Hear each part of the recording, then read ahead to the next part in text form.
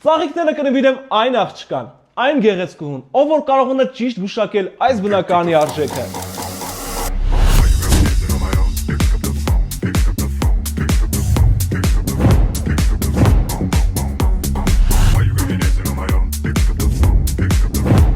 Վերանորոգված է ժամանակակից դիզայնով։ Ամեն ինչ այս բնակարանում մտածված է, շատ արևկողմ եւ լուսավոր է։ Հյուրասենյակը խոհանոցից առանձնացված է, այս հատվածում վիտրաժային պատուհաններ, տեսնենք խոհանոցը։